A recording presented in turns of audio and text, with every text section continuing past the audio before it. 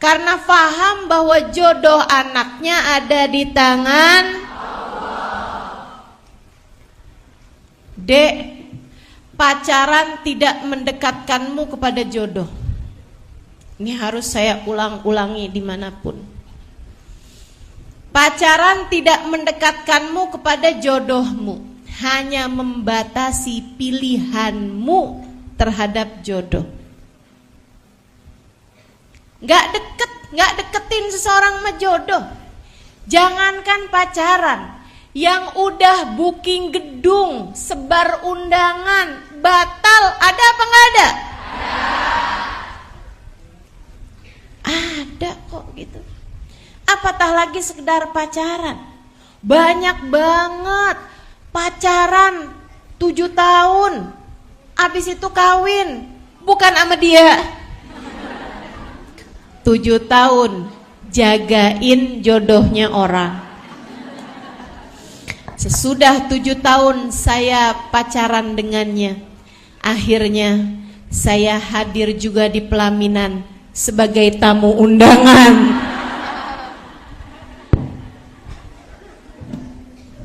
Pacaran tidak mendekatkanmu kepada jodoh.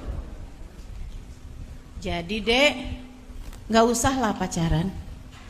Pacaran hanya mendekatkanmu kepada dosa.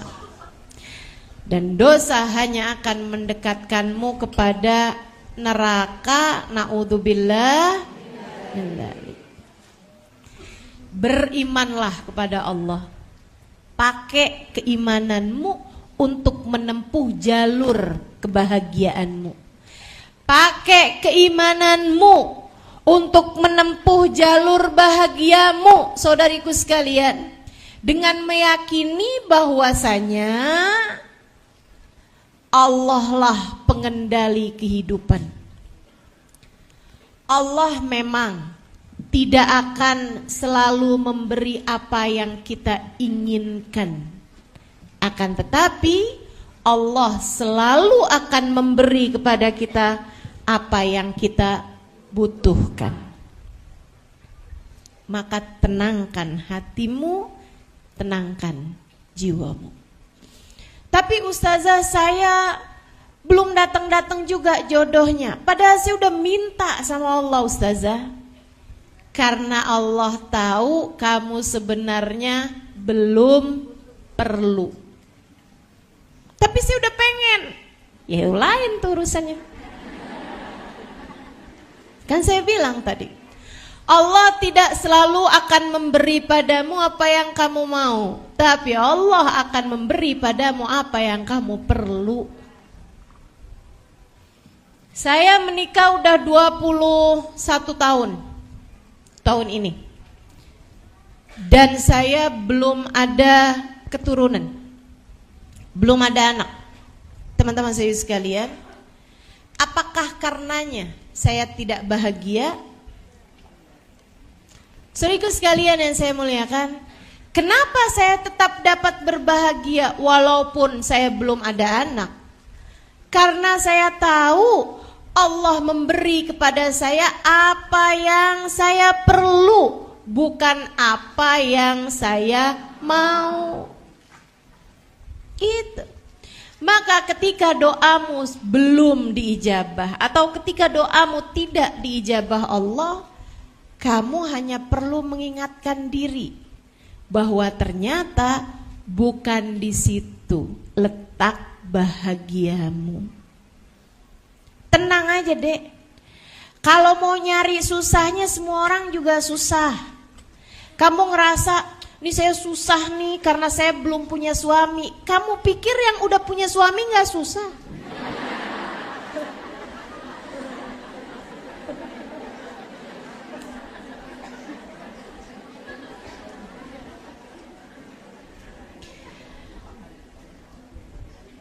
Orang lagi zaman sekolah, kalau saya udah kerja enak nih.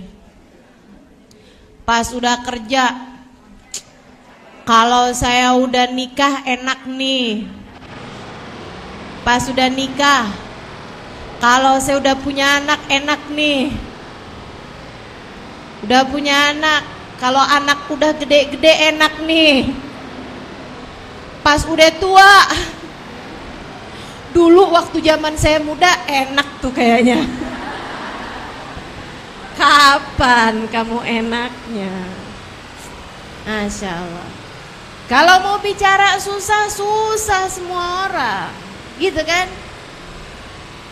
Karena hidup memang tidak pernah ideal buat siapapun. Maka yang perlu kamu ingat untuk jadi jalan bahagiamu, kamu ingatkan hatimu bahwa hidup ini ada pengaturnya yang sudah menentukan. Siang ini nih perlunya segini, yang ini nih perlunya ini. Maka dia memberi sesuai dengan yang kamu perlukan. Ada yang ngatur, tenang aja. Maka yang perlu kamu lakukan di atas muka bumi ini adalah mulai kenakan sabuk pengaman. Tegakkan sandaran kursi, kan gitu ya.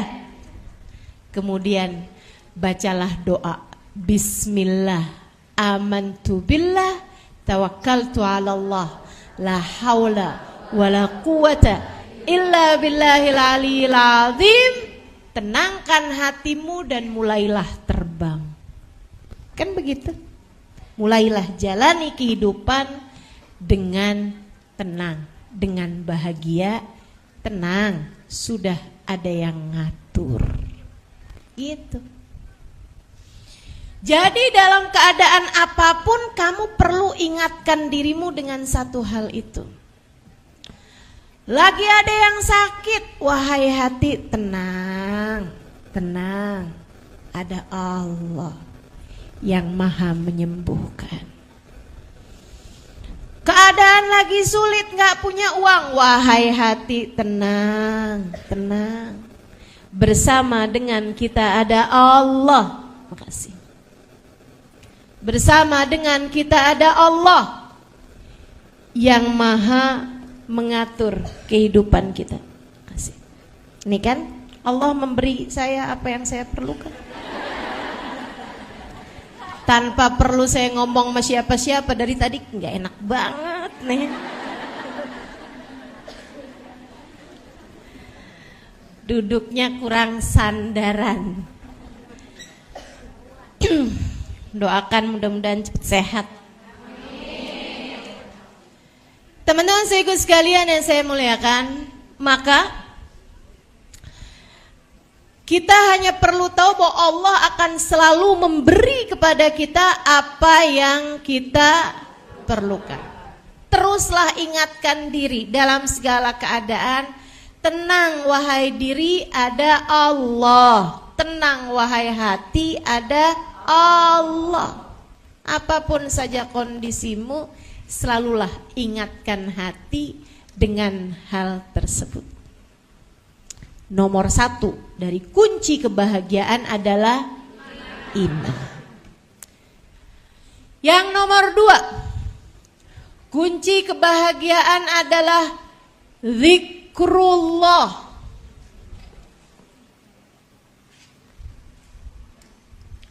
Kunci kebahagiaan adalah ingat Allah. Dengan keimanan tadi, kamu hanya perlu untuk memakai kuncinya, mengingatkan hatimu tentang Allah Subhanahu wa ta'ala. A'udzu billahi minasyaitonir rajim. Alladzina amanu wa tatma'innu qulubuhum bidzikrillah. Ala bidzikrillahi tatma'innul qulub.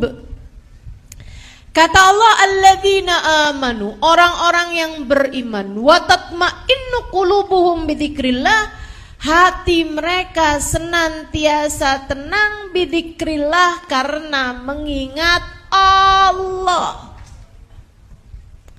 Ala bidzikrillah tatma'innul qulub. Ketahuilah, hanya dengan mengingat Allah, hanya dengan mengingat Allah yang didasari dengan keimanan, tatmainnul qulub, hatimu menjadi tenang.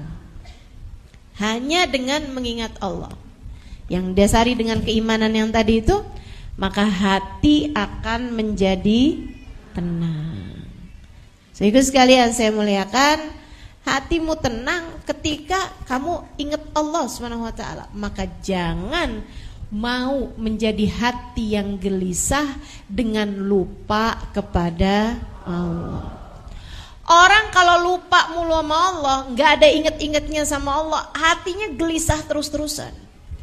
Nggak akan berada di titik nyaman di mana dia tidak menginginkan yang lainnya.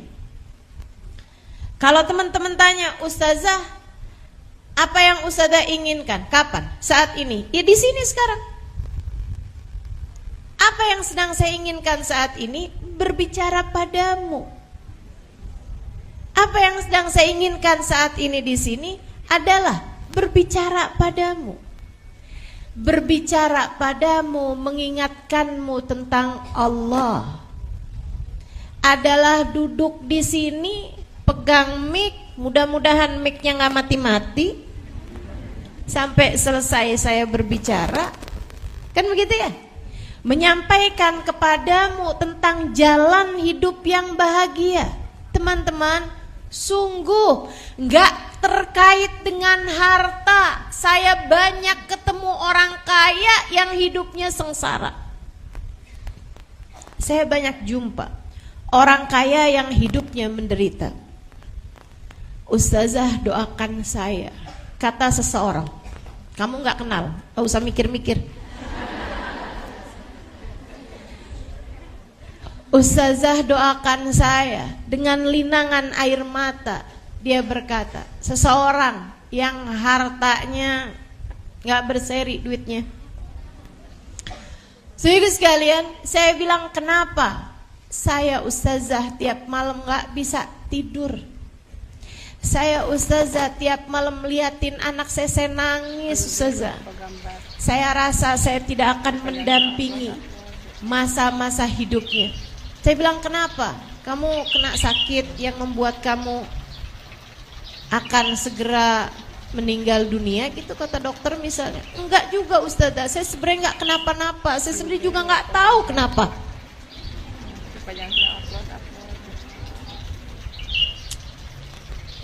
Ya Allah, ya Allah.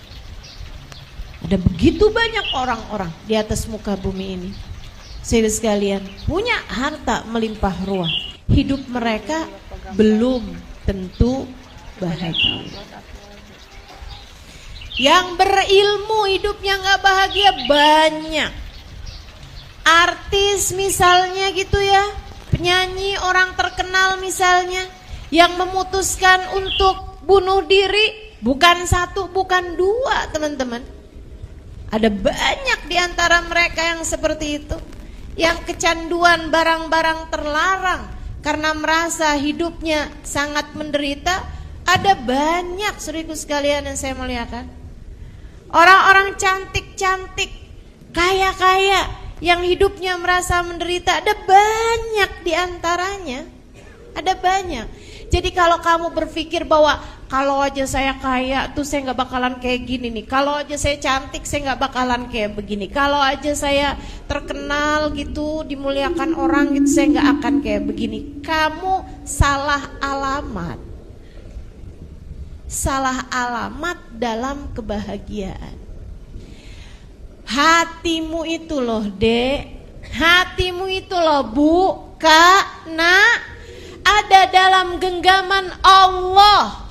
Dan Allah Subhanahu wa ta'ala telah menyampaikan bahwasanya hatimu akan aku jadikan tenang di saat hatimu mengingat aku.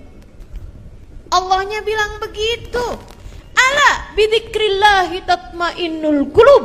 Ketahuilah, hanya dengan mengingat Allah hati merasa tenang, hati merasa bahagia.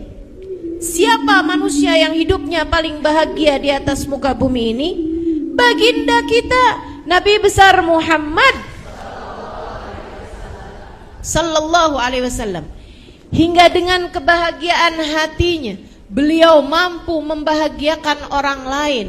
Bukan satu, bukan dua, bahkan jutaan umatnya di dunia hingga kelak di hari akhirat nanti. Saudaraku sekalian yang saya muliakan, baginda kita Nabi besar Muhammad, manusia yang hidupnya paling bahagia dunia hingga akhirat. Karenanya Allah menyampaikan tentang beliau, katanya Allah Subhanahu wa taala tentang Nabi Muhammad ketika datang Tauban yang ingin bersama dengan Nabi Muhammad, Allah turunkan ayat A'udzubillahi minasyaitonirrajim, man yuti'illaha war rasul faulaika ma'alladina an'amallahu alaihim minan nabiyyin wasiddiqin wasyuhada wassalihin wa hasuna ulaika rafiqa. Kata Allah, siapa yang taat kepada Allah, siapa yang taat kepada Rasulullah Muhammad sallallahu alaihi wasallam, kayak Thauban ini nih, faulaika ma'alladzina an'amallahu alaihim. Dia nih yang taat sama Allah dan Rasulnya akan dikumpulkan bersama dengan Nabi Muhammad. Tapi Allah ketika menyebutkan tentang Nabi Muhammad dan orang-orang bahagia yang bersama dengan Nabi Muhammad, Allah menyebutkan bahasanya an'amallahu alaihim, orang-orang yang paling nikmat hidupnya. Yang paling nikmat hidupnya, yang diberi kenikmatan sama Allah paling banyak. Siapa mereka? Minan nabiyyin, Nabi Muhammad dan nabi-nabi yang lain. Jadi Allah mensifati Nabi Muhammad dengan an'amallahu alaihim, orang yang dikasih kebahagiaan paling banyak, orang yang paling nikmat hidupnya. Saudaraku sekalian yang saya muliakan, maka kalau kamu tanya siapa orang yang hidupnya paling bahagia, baginda kita Nabi besar Muhammad. Siapa orang yang dikasih nikmat sama Allah paling banyak? Nabi Muhammad sallallahu alaihi wasallam. Tapi tahukah kamu, Nabi Muhammad bahkan mengganjal perutnya dengan batu karena lapar? Tahukah kamu, Nabi Muhammad tidur di atas pelepah kurma hingga berbekas badan beliau, garis-garisnya pelepah kurma membekas di tubuh mulia beliau?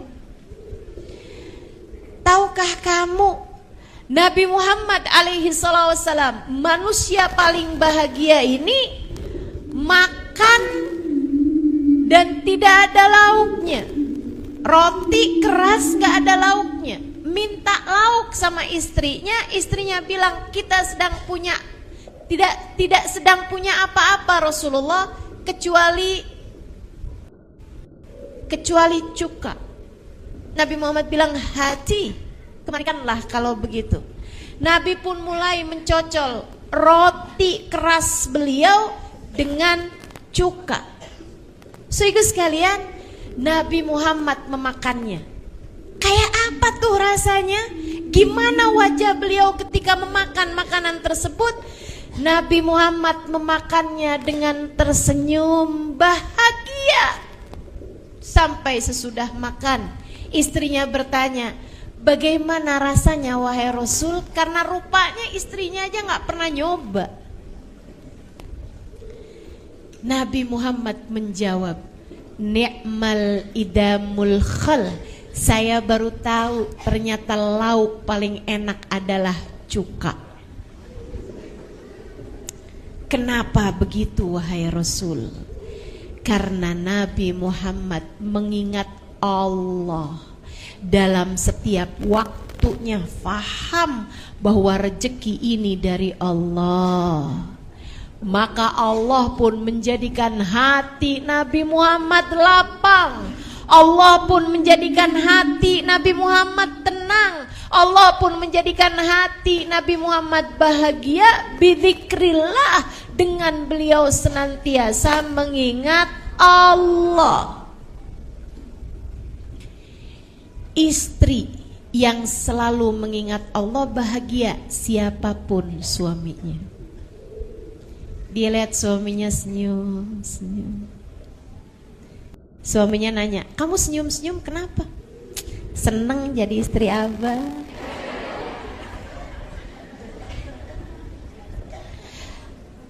Saudara sekalian, siapapun aja suaminya,